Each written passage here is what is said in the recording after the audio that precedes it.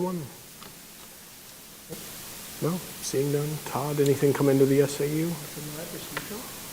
All right, thank you.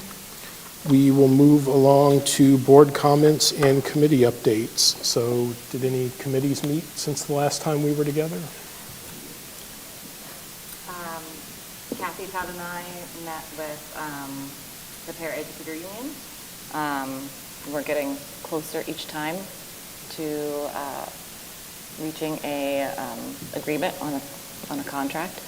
And I did also get a notification the next professional development meeting was scheduled for November 3rd. However, that is a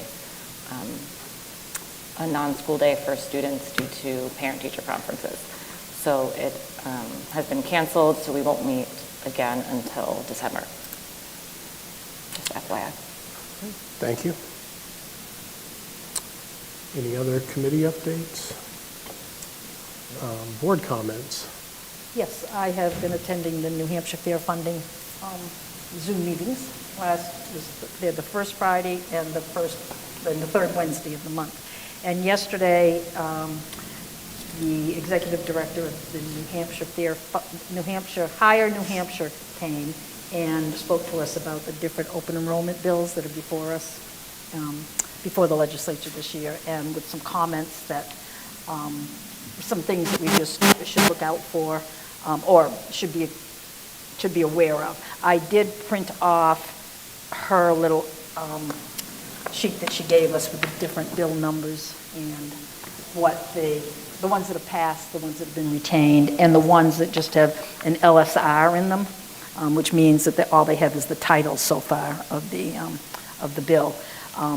There's a couple things that, there's one that's relative to charter conversion schools, and it's, the sponsor is Glenn Cordelli, and that was one that she kind of flagged to watch out for, or to just be attentive to. And other ones are in this list, and I can pass them out afterwards, and you can look at them. And she had some suggestions on what we might be able to do as far as messaging goes, if it gets to that point. So they're very helpful, and there's about 20 school board members zooming in each time, which is nice because it's a whole, you know, they come from all over the state, and they have different concerns and impacts that things are having on their schools. So the open enrollment was especially, took a whole hour plus to go through it, but she really gave good overview of it. So I've got the handout here, and I'll put them out afterwards. And then if you have any questions, just, you got my email. And you have my phone number. So thank you. Thank you. Other board comments? I'll just finish quickly. I had a conversation with Tony Weinstein, who's one of our state representatives for Newmarket and Newfields.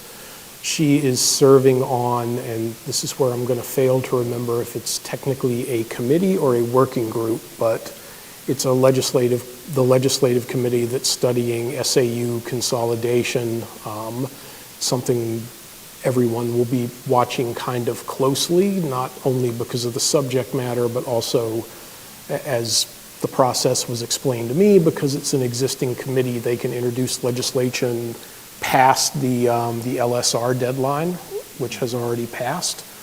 So again, nothing guaranteed to come of it, nothing guaranteed not to come of it. It's just something that we'll keep an eye on, because I personally struggle to wrap my head around what it would be like to try to consolidate Rockingham County into one SAU, but I think I'd be out of a job. Yeah, I was going to say, maybe you'd have a different job. I think you would, but maybe not. Maybe nobody else would want that job.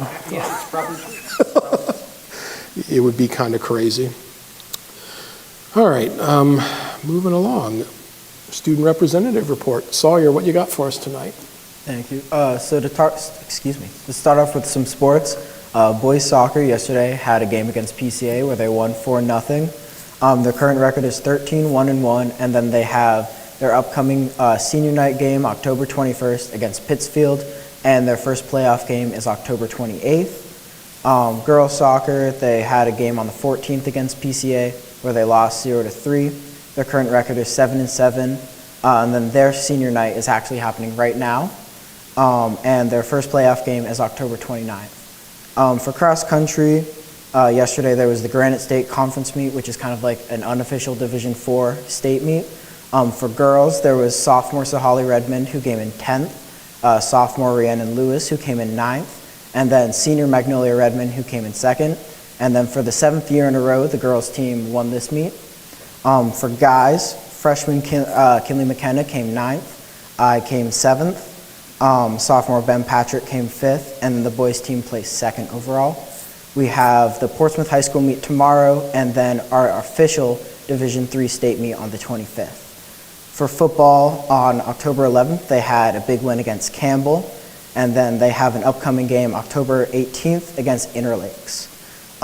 For recent events, the PSATs happened on October 8th. I heard that went pretty well. And then on October 9th, there was the induction ceremony for National Honor Society, National Junior Honor Society, and English Honor Society.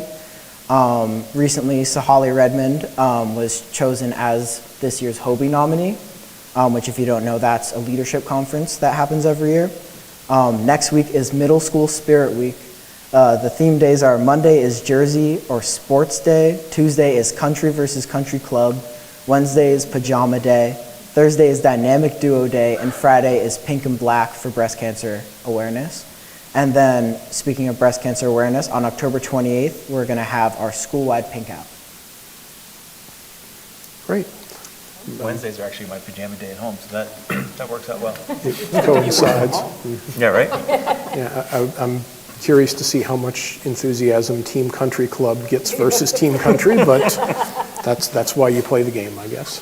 Thank you, Sawyer. Todd, Superintendent Report. Great. Is my mic work? It is, okay, good. Yes. All right. I actually would like to start by asking Mr. Carey, if you wouldn't mind coming to the podium, because I'm going to give a quick explanation. I'm going to ask you to talk a little bit more about it. Jason was at a conference last week. It's a statewide conference, and the Newmarket school system was awarded the Cyber Excellent Award from Primex, the Adam Group, CISO, and the New Hampshire Department of, I guess the Department of IT, they call it, right? Yep. Yeah. But it's an award that's really targeted to the great work that Jason has done. So I thought I'd ask you to come up and just talk about what the nature of that award was and kind of what they recognized in that. Sure, of course. So, yeah, quarterly we meet at Primex in Concord. It's the Regional Cyber Defense Group. So it's anybody that's defending their organization, mostly public organizations, so against cyber threats, which of course we're one.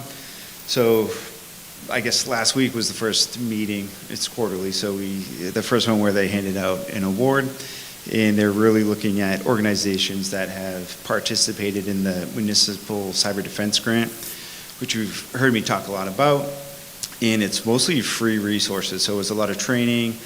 We participated in a pen test through CISA. We've done ransomware readiness assessments, so really taking full advantage of the grant, and again, a lot of free resources helping strengthen our security posture here. So really, it was really just a result of accessing these resources, plus a lot of the work we've done in-house here. Obviously, our budget helps us do a lot, adding to our defense strategies. So yeah, I was quite surprised. I heard them list out all the work that's been done, and then I heard Newmarket, so it was pretty cool. So, And in your typical humble fashion, I mean, I think one of the things to keep in mind, it's great that we have access to free resources, but the hundreds and hundreds of hours that you and your team have done over the last few years to get us there, I think it's important that it's accessing the resources, but it's also doing the work that needs to be done to do it. And I think you were very proactive in that right from the beginning. And so we're ahead of the game, and that's why we're being recognized for it. So thank you for that. Sure, Jason. yeah, my pleasure. And the other point to make is there's no end, right? Threats are going to keep coming, so it was great to be acknowledged, but the threats still exist, and there's still work to be done. And it's worth mentioning the state, they were really never involved with the schools as far as giving out free resources and helping, especially with cyber threats. And Ken Weeks, he's the Chief Information and Security Officer at the New Hampshire DOIT, and he's helped drive all this, got a lot of the funding, so he's been a great change in New Hampshire, so. Thank you, Jason. Congratulations, and congratulations to the rest of your department who also participated in all that work, so thank you.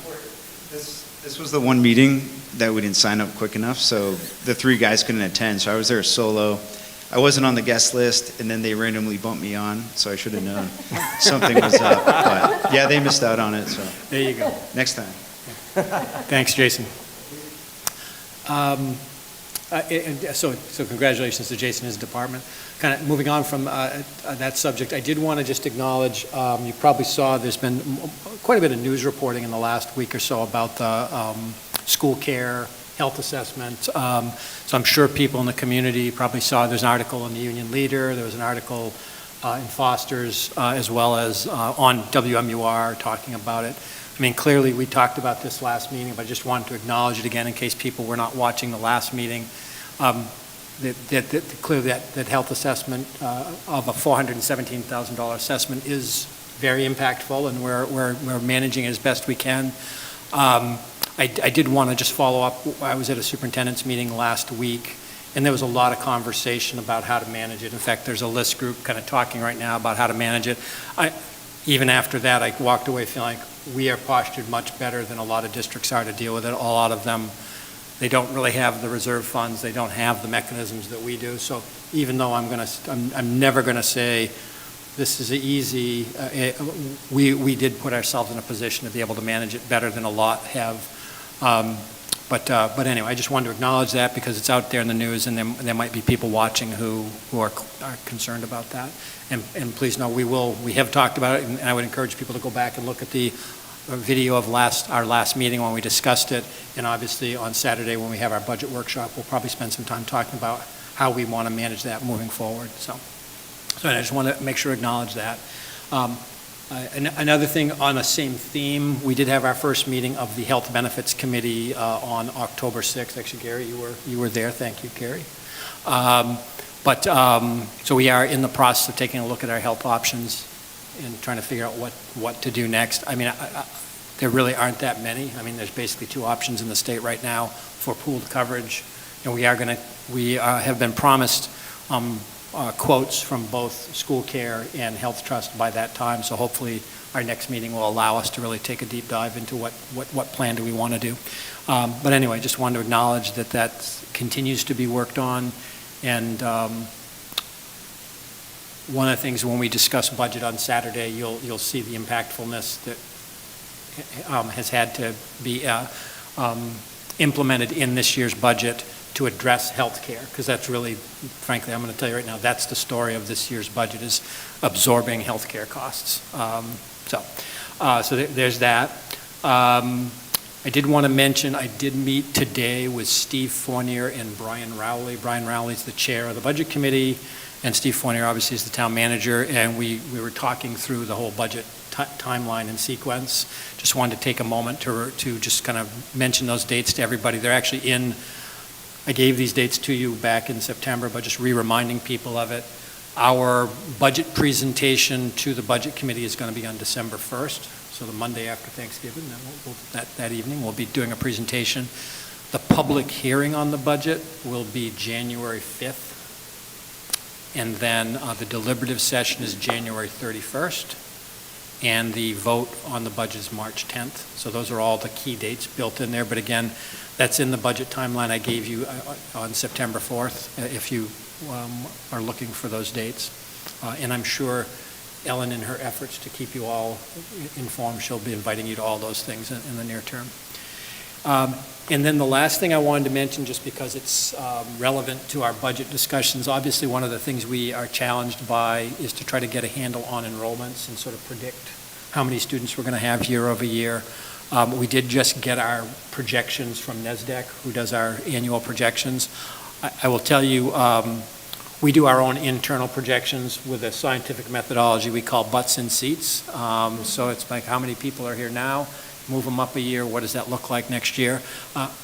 I'm impressed that butts in seats really matches the projections from NSDEC. They stole it from us. I think they have adopted our methodology. But yeah, so for the most part, the number they're projecting matches the number we're projecting. There's a little bit of fluidity between grade levels, but in terms of total numbers, it's about the same.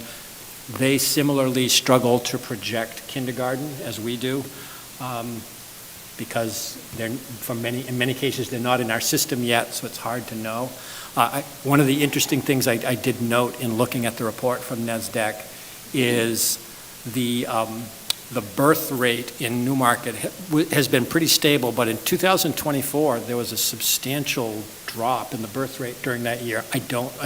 Inexplicable, but it looks like it bounced back in 2025, so we probably need to think 5 years down the road, we're going to have a small income in kindergarten, just because the number of kids being born in 2024 was pretty small. So anyway, and that is all I have to say, other than just to remind you, everybody, of the budget meeting, which I'll talk about in a little bit. All right, thank you. Moving on to our discussion items. First up is we have, I believe, a quote for a renewal of the busing contract. Yes, I mentioned this to you at the last meeting, and just want to put it in writing for you, so for you to consider. Our bus contract with First Student expires at the end of this year. We have had, First Student has been our bus provider for a very long time. I can't figure out when we started, but I did. Sue Caswell, who's been helping us out in our business office, and she was the BA here back in the 2008-9 window, said, yep, we were doing First back then. So it's been quite some time that First has been our provider. The contract that we are currently under has a provision in it that allows for a renewal clause at the end, which most contracts do. We asked them to quote us what it would look like if we were to continue with them. And so they have projected that out. So basically, it would involve a 12% increase in year one, and then 6.5% in each of years 2 through 5. The 12% increase that they're projecting is twofold in year one. You may have seen there was a significant labor issue around bus drivers last year. In fact, there were a number of bus companies dealt with strikes at the beginning of last school year around labor, but they did resolve that, and with it came a fairly hefty price tag. As we've learned in many of our negotiations, that's just the nature of the labor market right now.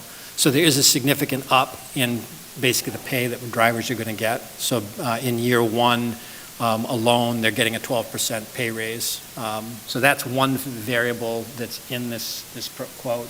And the other variable which we discovered was in the quote that we were, or the contract we were under, or currently under, it did not include SST within that bid.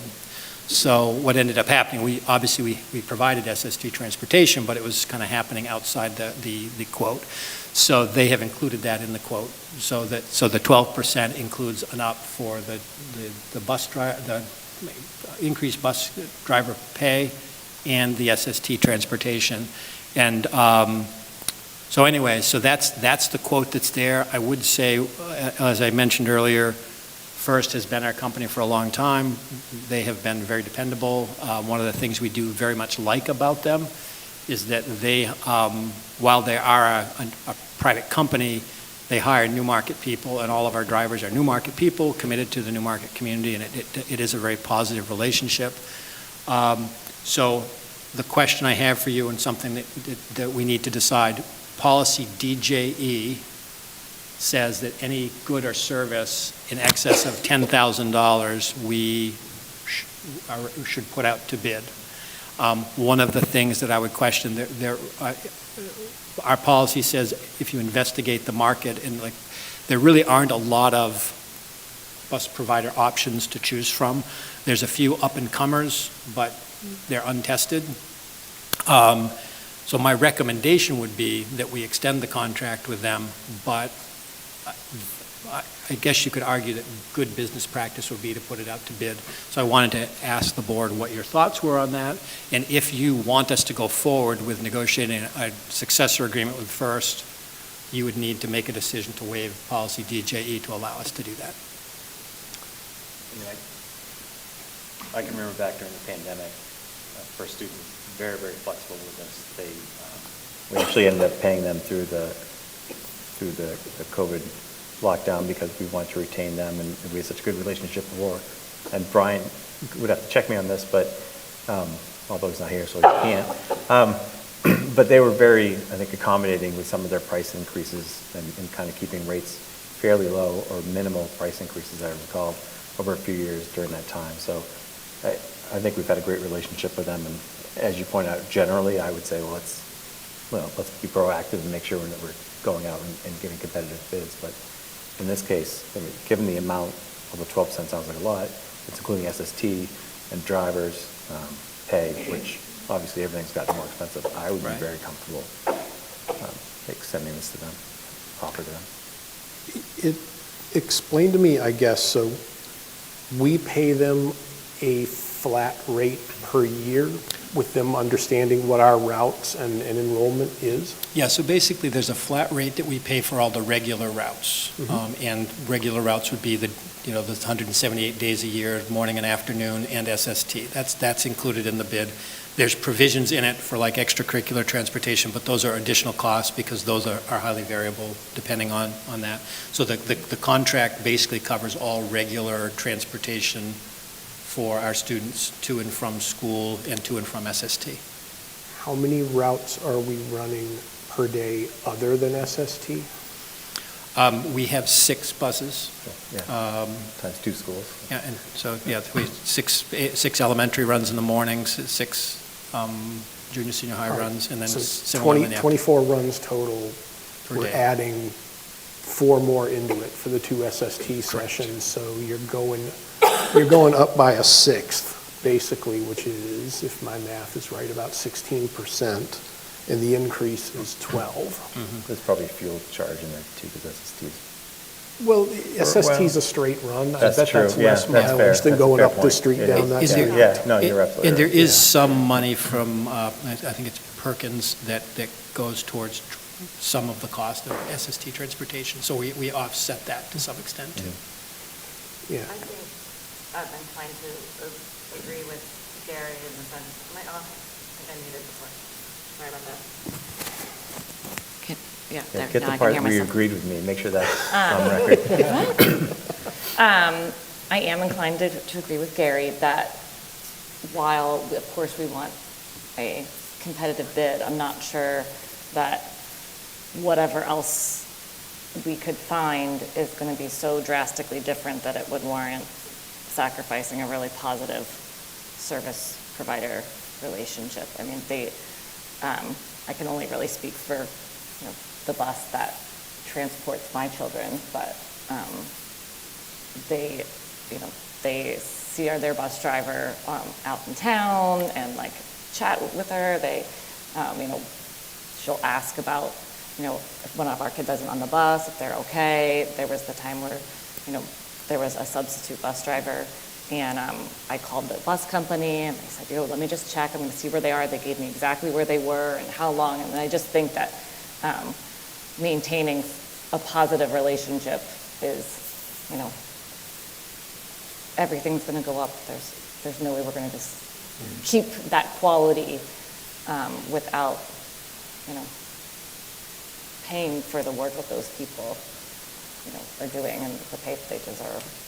One other thing I probably should mention too, just in terms of cost, all of our buses that are provided to us by FIRST are 2023 buses. They're very new.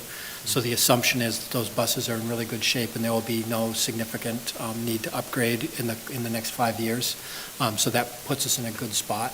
So in the previous contract, they had factored in all new buses at the front end. They don't have to do that now because, like I say, all of them are 2023 or newer. Other questions? I Comments? guess I'm inclined to kind of go along with the group here. A thought that comes to mind is the up-and-coming companies that you're mentioning. I don't know much about them, but does it make sense to maybe leave a tickler for, a school board in the future to say, hey, when this contract comes to an end, if some of those same companies are still around and have proven that they have staying power, should we give a little bit more weight to getting a quote, just so we're not kind of pigeonholing ourselves, because we've worked with these guys forever, and that's great, right? The longer we work with them, the harder it will be to switch, because they're going to keep ingraining further and further in our community, and we might miss out on some other great service just because we don't look.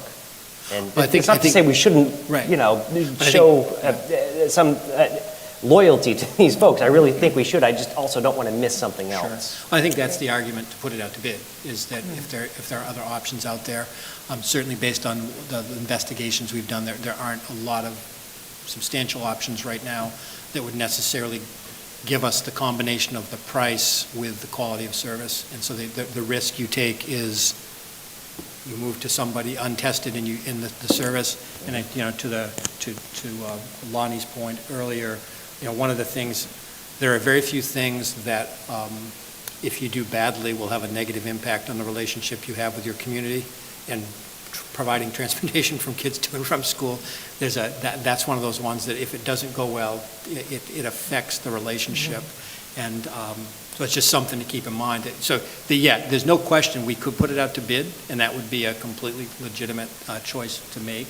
Or even just note, like, what even if there are few options, maybe what they are, so that, come time, it can be, Right. it's the same few, or it's 3 different ones, or... XYZ bus company was 5 years old the last time. We felt like they were still a little bit new, but now they're, 10 years old, and they're getting a little bit more of a following. Should we check them out? But, if it's all brand new companies again that are all new than anyone saw last time, then it's probably an easy decision to... I mean, putting it up for bid, in all probability, they'll probably bid, right? So, it's not like it precludes us from having a relationship. Exactly. I doubt they would say we're not interested Right. in bidding, because they have an investment in this area, but it does say something to, I think, the business to say, we don't really need you to bid because we have a good relationship, right? 2 things. Do you have the names of other companies? We have one that we actually have been using for our extracurricular transportation, because that has been a challenge. Any events, and they are definitely looking to expand, and they might put in a bid if we put it out. But they are completely untested in terms of providing regular transportation services. They've been very dependable for us extracurricularly to provide those extra runs, but they have... So if we maintain a relationship with them for the extracurricular activities, then come 5 years, you can actually see their growth over 5 years. Yeah, whether they have grown to the point of its... Yeah. And I'm just wondering, on a public scale, if we put it out to bid, you'd actually have some background as to why you went with school care. First student. That's a whole other topic. I know, that's a whole other thing. You know where my mind is.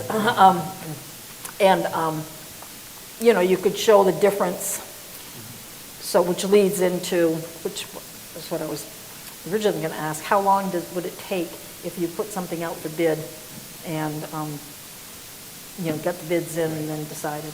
we could, there's no question we could do it. I got a sample bid document from the Epping School District, who similarly, last year, they had the same issue. They were with First, they put it out to bid, and they're with First again. So I have the documents. I think between Brian and I, we could have the documents up and ready to go very quickly. You're probably talking about a month. So probably by the next school board meeting, or the second one in November? If we put it out to bid, we'd have a deadline. Actually, Dave, you've had some experience with bid timelines. About how long do you generally give when you put something out to bid? How many weeks do you typically give? I like to get out there, say, the responses are due in 2 weeks. That gives me enough time to, react. Yeah. And then I try to get it in front of the board within a week or 2. Okay. So like a month from beginning to end could be, So we could have it in time for the budget. Yep. Well, my thought would be, we'll talk about budget on Saturday, right. but, the 12% number is what's currently in the budget now as a So, placeholder. So Yeah. that's, if you Okay. say that's the worst-case scenario, and then Yeah. if we put it out to bid and got a better deal, then we just change the budget at that Personally, I point. kind of feel more comfortable if we did put it out to bid, Yep. because then I think that if there's any questions, we've Mm-hmm. got enough arguments as to why we wouldn't, but then Yep. there might be Sure. somebody that questions, why didn't you? Yep. And that's why bidding policies exist. Yeah. For that exact reason, because there's people out there we don't even know exist yet. Maybe there would be. Yeah. I'm skeptical, to be honest, but they might be. Yeah, I've not heard anything at all that I disagree with. Timing-wise, the sooner we know, the better in terms of budget formulation, but also we don't need to know this week. So when, just procedurally, if we did decide to waive DGE, we don't need to make that decision right now, correct? So, because the other thought that goes through my head, and I'm obviously giving away the whole game by doing this on camera, but you can always also go back to, well, somebody is, I hope. I mean, you can always go back to first student and say, hey, sounds great, can you do any better? Right, then maybe the answer is no, but, I mean, yeah, I think I feel most of the same things that you're feeling. I like any events, they've done great for us, but my impression is that their drivers are mostly folks who drive normal school bus routes during the day, and as they try to make this leap from after-hours transportation provider to primary during the school day, they may run into resource constraints that they're not currently dealing with because of the nature of the service they provide. So, And I guess I would say, too, when Bryant and I met with Ben Henry from First Student, I mean, clearly they would prefer us not to put it out to bid, so I do think they tried to give us what they consider to be their best offer to hopefully get us to that place. That being said, they know that if we put it out to bid, they would definitely bid. I mean, we wouldn't necessarily lose them by doing that. all right, so we don't need to vote on this, but general consensus of the board is, I'm sorry, go ahead. I mean, if there's a particular way you want us to phrase it. Well, I guess what I was thinking, if there's a clear preference tonight, that would be great to hear. If not, I probably would start working with Brian to get the bid ready so we can put it out probably in the next week or so, because we don't have another board meeting for 3 weeks. So I would probably, if we're not sure we want to extend with First, my thought would be I need to move on that because we need to have it happen because we're going to get into mid-November Thanksgiving window and getting things wrapped up. We need to move. Let's do it this way then. I mean, I'm fine if with it. anyone who is ready to waive DJE right now, say so. Aye. All right, 2, 3. I mean, it sounds like a majority would be ready to waive DJE right now. So if that's the guidance you're looking for, I mean, does it work for everyone to say, go back, see if there's any other wiggle room in this that you can find, and then if you come back to us with a pro forma contract that's embargoed only for board approval at the next meeting 3 weeks from now, then we can move. I think that gives me enough guidance to move. Very good. All righty. There's something on here about electrical outlets. Are those the little things in the wall, Dave? Can you clarify for us? I was concerned, I got a little too explainy in my memo, my message. I never know. Oh, no, we're going to dive deep into this, I can tell you right now. Pardon? We're going to dive deep into this. I have a lot of questions. Let's do this. I am proposing that we add a dedicated 20-amp outlet to the classrooms in the junior, senior high school. Currently, generally, the rooms have one 20-amp circuit that feeds all the outlets in that space. The portable ACs we use that are sometimes required for IEPs, that sort of thing. Generally, if they're cranking, they're drawing 18 amps, which leaves you 2 amps for everything else in the room. You turn the overhead projector on, you've blown the breaker. So we are very limited right now, so my thought is to increase the capacity of the electrical service. It would be dedicated 20-amp outlets, so it would be a single outlet paired to a single circuit breaker.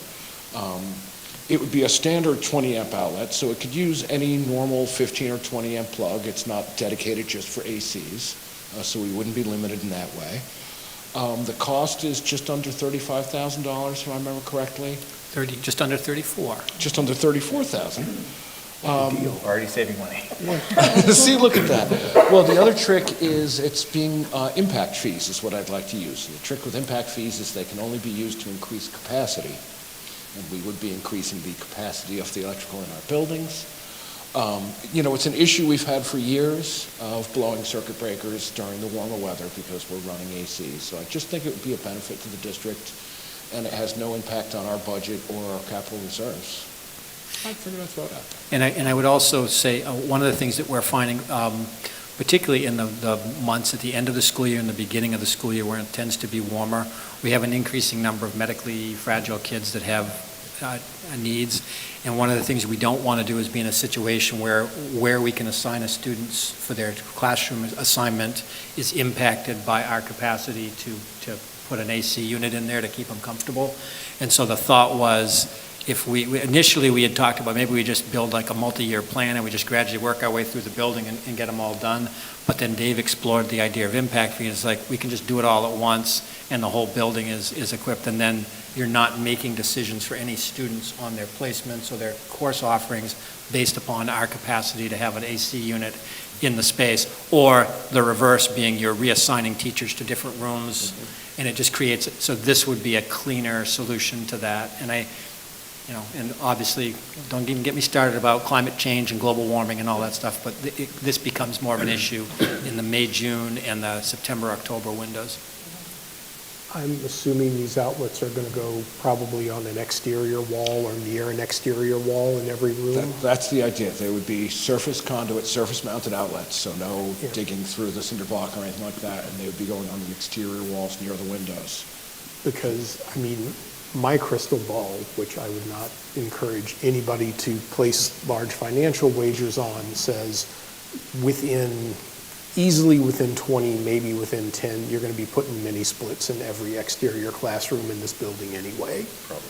That's just the way the world is going.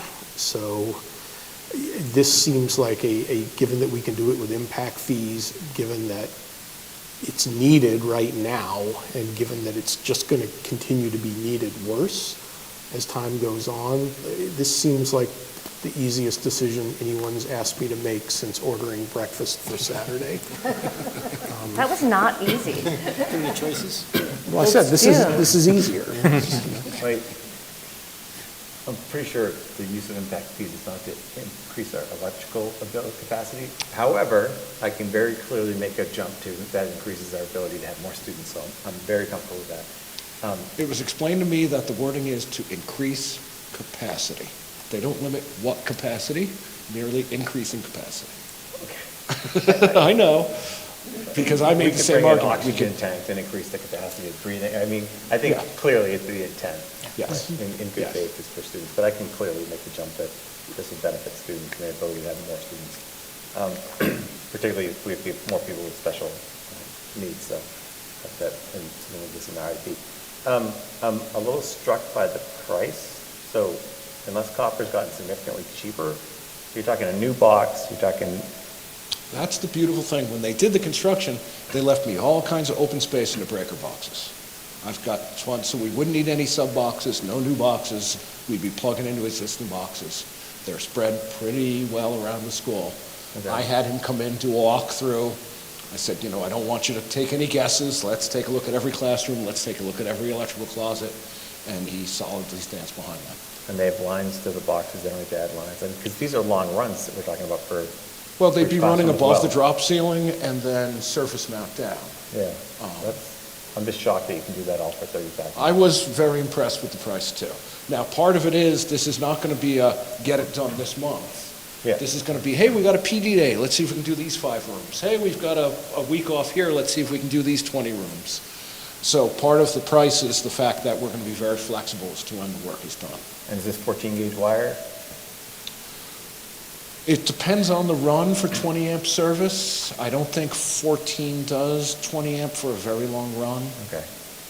Because I'm thinking at some point, we're probably going to need even more electrical, and if you're using 12 gauge and we can upgrade to 30 amp at some point, are we should we consider that aspect of it, you know, whether or not we're adding enough capacity while we can? Well, you know, as long as we're not in the cooling season, we're doing pretty okay as it stands. Oh, yeah, I'm sure we are, but Um, electronics are not getting less and less. Copper's cheap compared to opening walls and ceilings. Yeah, and we're not getting less electronics in our lives anytime soon. No. Presumably battery life will increase and there'll be some magic, you know, fusion reactor, but we'll still have to get the engine there. But, so I'm just wondering if it makes sense to consider a higher grade. I could certainly look into that. I could certainly ask and come back with another quote. I thought I was pushing it, asking for this, to be perfectly honest with you, so I didn't want to, you know, reach too far. That's why we have these meetings, to confuse you and keep you guessing. I mean, but I don't want to be the only person directing this, so if everybody's comfortable with it, we can certainly move forward.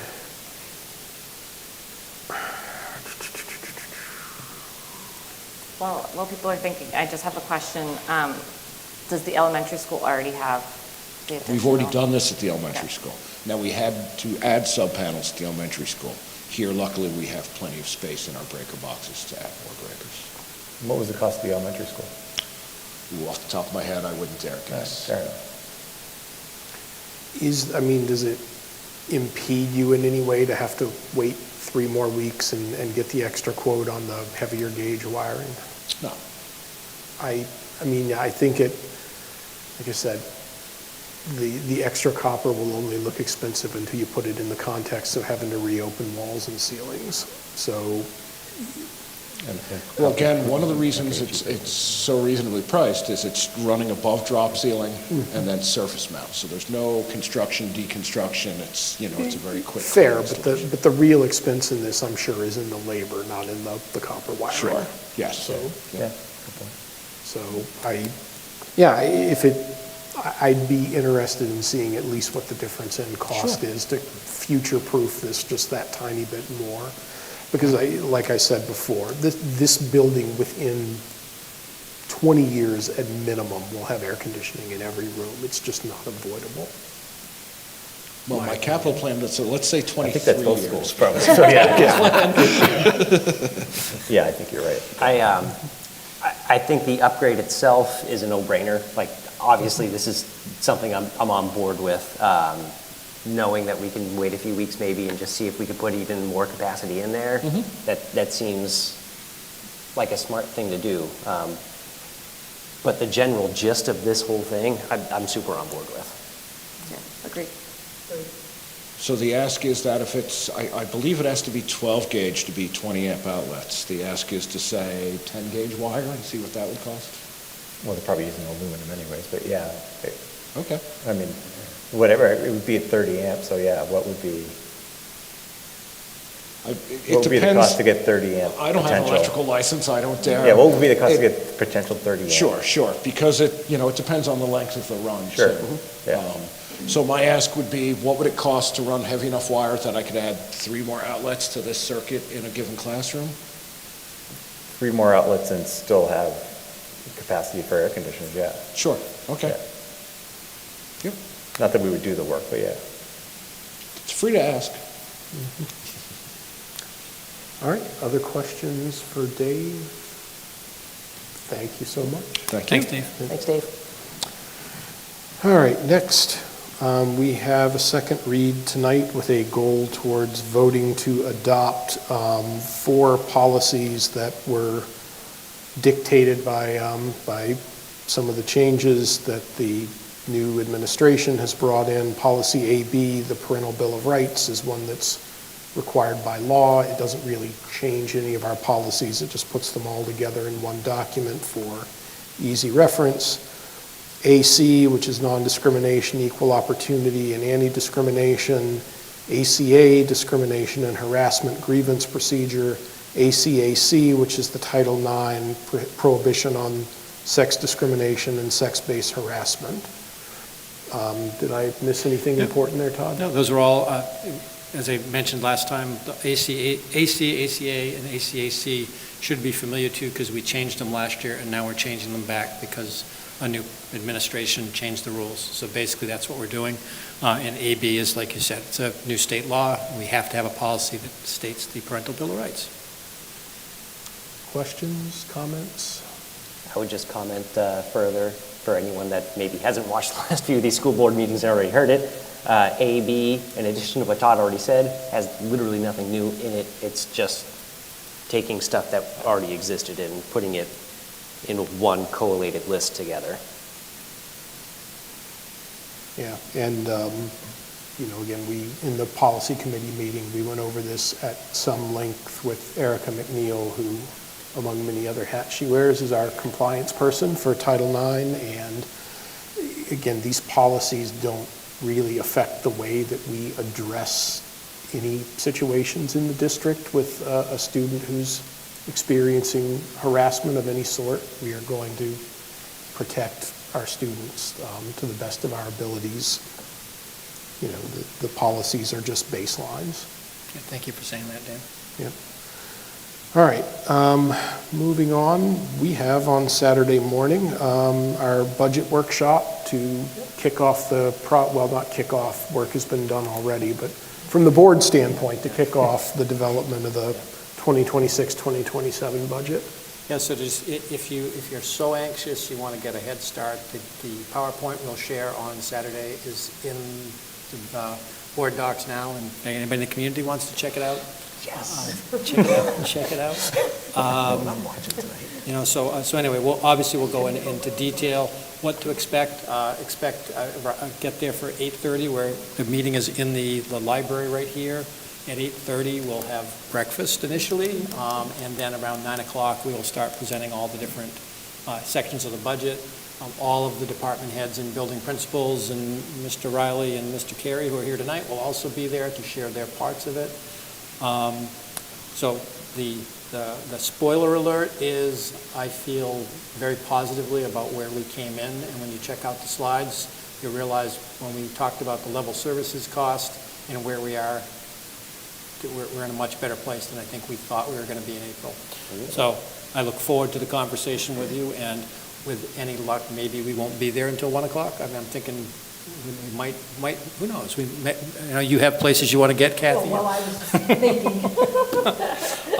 But anyway, I just wanted to say that. And so, yeah, check out the documents. The whole day, so. Yeah. But anybody interested, check out the documents on the October 18th school board workshop. They're there kind of giving you an update of where we are at with our budget. All right, thank you. Next item is just a review. We do try to, once a month, just review progress towards our goals, school board goals. So I will not belabor this overly, but just to, and I didn't put them in, I did put them in my own notes. So we had our community engagement goal, our district website goal, the post-graduation student achievement goal, and the goal 4 of centering student activities and achievement. Does anybody have any particular comments or questions or observations, suggestions? Spaghetti supper will be coming up soon. You could always volunteer to do some work there. What's that? Do you know the date of that off the top of your head? November 13th. November 13th, all right. What is that again? It's the spaghetti supper at the elementary school. And Always that is a huge event. There's like 700 people, so. Yeah. definitely. very big event annually, so. I would point out that our community engagement right.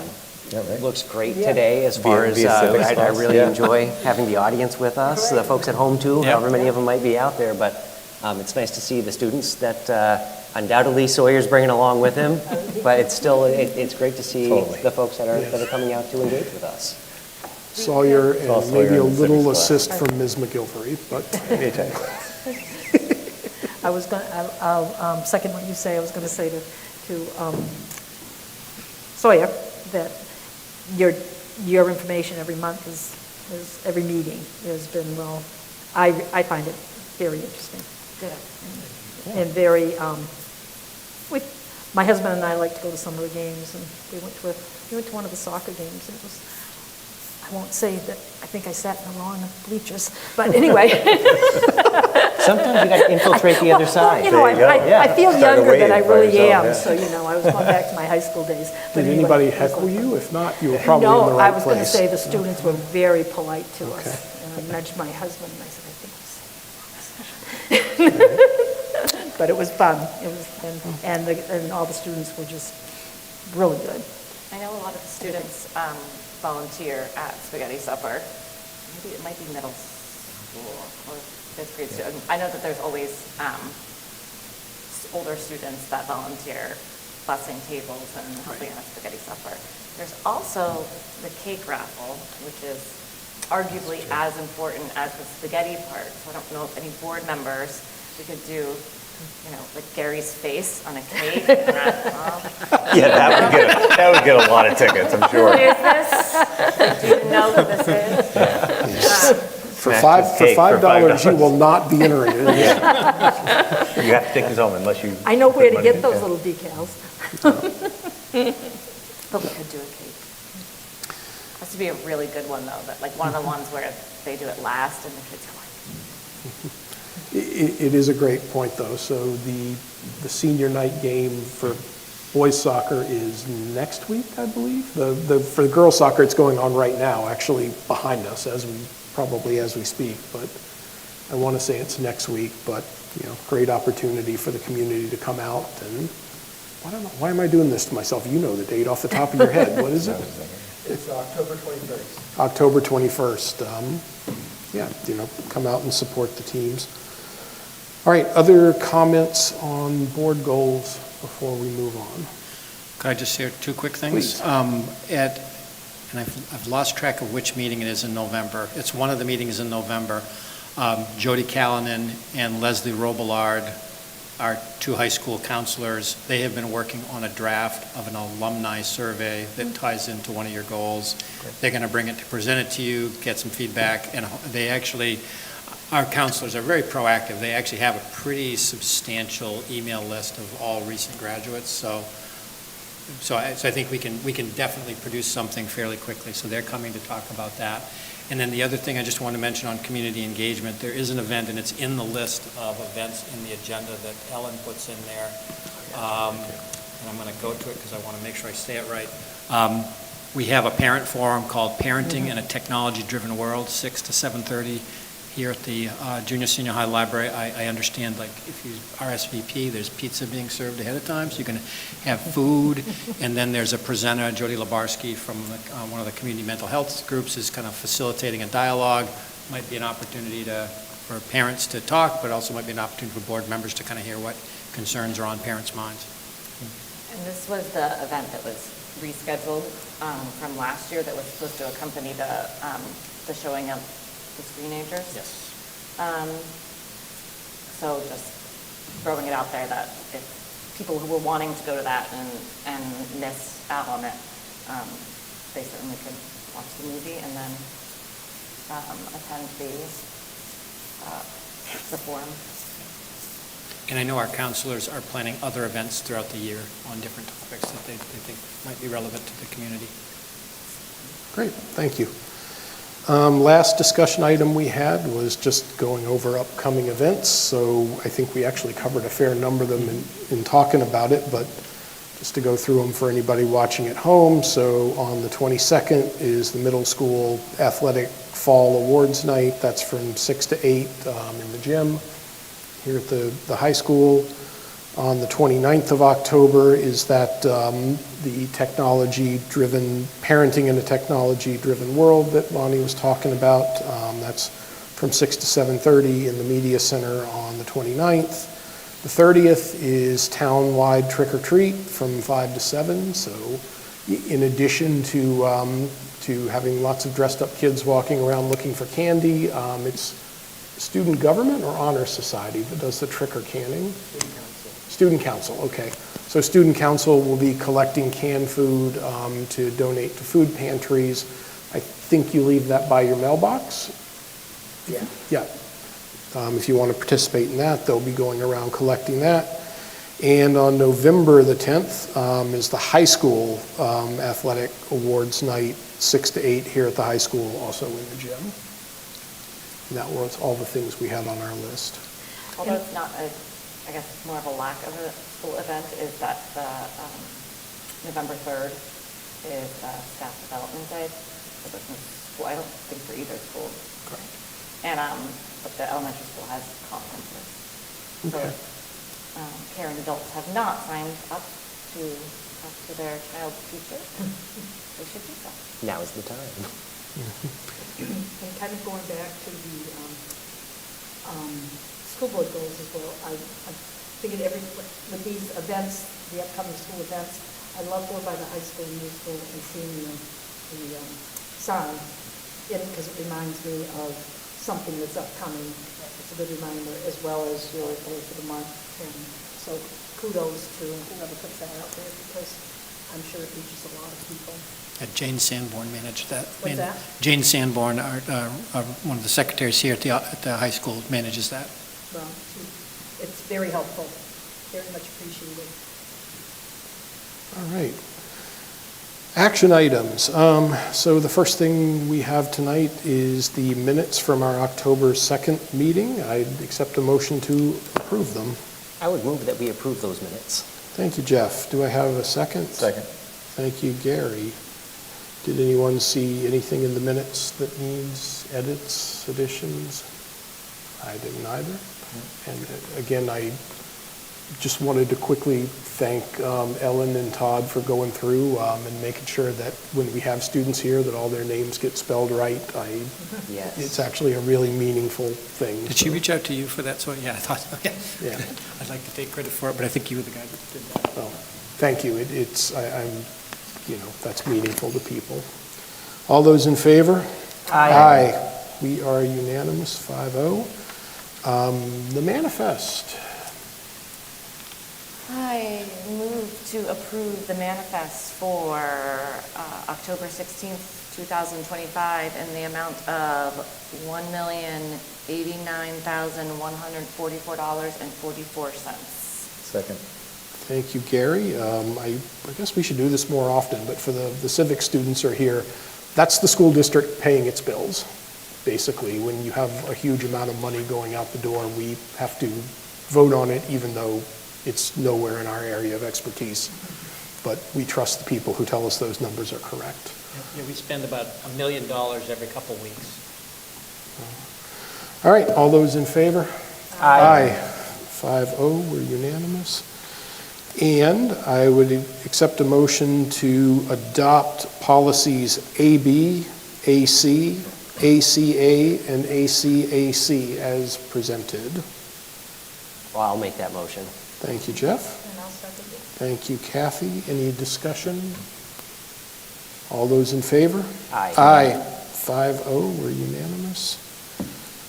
All right, we do not have a need for a non-public meeting tonight. I do not have any. Stupendous. And I'd like to pass these out before we adjourn. Thank you. We'll get those around. While we pass them around, I'd accept a motion to adjourn. So Thank you, Seconded. Lonnie. Thank you, Jeff. All in favor? Aye. We are adjourned.